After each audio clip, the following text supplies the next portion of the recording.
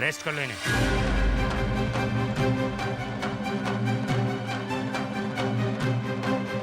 मुझे अरेस्ट कर रहे हैं इंस्पेक्टर साहब। मैंने कुछ नहीं किया, इन चारों औरतों ने किया है। ये इनकी साजिश है।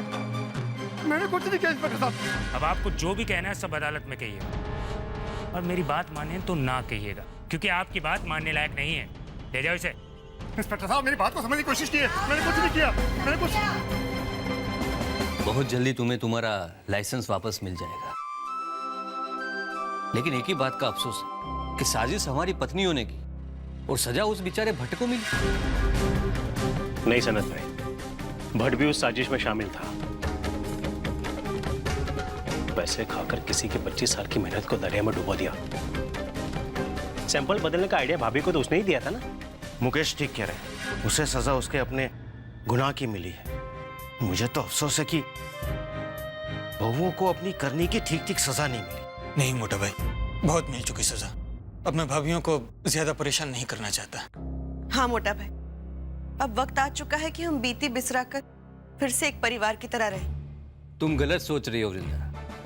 अभी उन लोगों के हाथ पत्थर के नीचे है, इसलिए तुम जो भी कहोगी वो करेंगे। जैसे ही उनका हाथ पत्थर के नीचे से बाहर निकलेगा ना, वो लोग अपने असली रंग में आ जाएंगे। तो अब तुम क्या करना चाहते हो? मोटा भाई, उन लोगों ने मोहन की इज्जत मिट्टी में मिला दिया। मोहन के जो भी पुराने ग्राहक है वो अब मोहन के पास से माल नहीं लेंगे। सिर्फ लाइसेंस आ जाने से मोहन का प्रॉब्लम सॉल्व नहीं होता है। मैं सोचता हूं कि बहुए उसके पुराने ग्राहक के पास जाकर उन्हें समझा बुझाकर वापस लाए। यस, कम इन।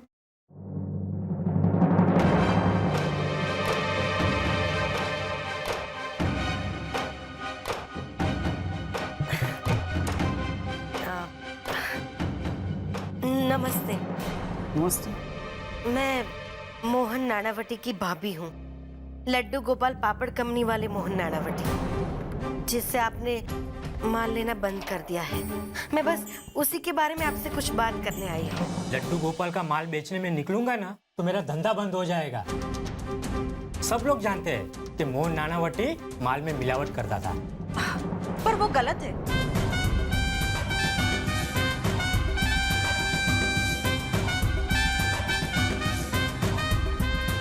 बस आप एक मौका दे दीजिए।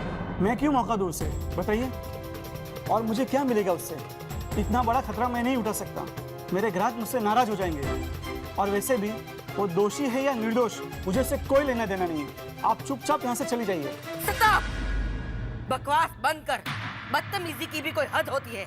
ये कोई तरीका है बात करने का? मैं मंजुला नानावटी हूँ। ये तो मजबूरी है, इसलिए यहाँ आना पड़ा, वरना तुम जैसों को तो मैं मेरे घर के आसपास भी ना पटकने दूँ। हाँ, बात करता है। 3 कोशिश और 1 कामयाबी, ये अच्छा नहीं हुआ। अरे तो क्या करे, हमने कोशिश तो बड़े मन से की थी, पर ये जल पाए ना जलपा। अरे मैं तो सिर्फ इतना समझाने की कोशिश मैं सब कुछ समझ गई जलपा। आज के बाद तू किसी के भी साथ इंग्लिश में बात नहीं करेगी, अपना मुंह बंद रखेगी, समझी तू? समझ गई। मोटा भाभी, वो राजड़ा का क्या हुआ? अरे वो 2 कौड़ी का मुझे अपने ऑफिस में से हकाल रहा था।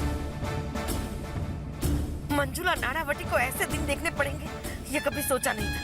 पर वो वृंदा, जब वो जानेगी कि हमें 3 में से 1 ही सफलता मिली है, तो वो 2-4 बातें अलग से सुनाएगी। पूरी तरह से फंसे हैं हम। वृंदा का फोन है। हाँ बोलो। भाभी, आज क्या हुआ? हाँ वृंदा, हमने बहुत कोशिश की पर सिर्फ एक ही डिस्ट्रीब्यूटर माना।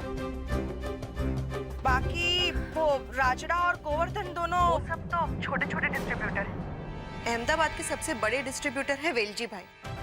अगर आप उन्हें मना पाएंगी तो हमारा काम हो जाएगा, लेकिन अगर आप उन्हें मना नहीं पाएंगी तो इन छोटे डिस्ट्रीब्यूटर्स को भी मना कर कोई फायदा नहीं। किसी भी हालत में आपको वेलजी भाई को समझाना होगा कि वो हमारा माल रख ले। ठीक है वृंदा, हम लोग वहीं जाते हैं। वही बोले तो क्या हुआ? चुप रहना। क्या हुआ? वेलजी भाई, मोहन नानावटी की सिफारिश करते हुए आपको शर्म नहीं आती? अरे उसका तो 1 पैकेट पापड़ भी मैं नहीं बेचूंगा। 1 पैकेट को छोड़ो, उसका मैं आधा पापड़ भी नहीं बेचूंगा, बोल देना उसको।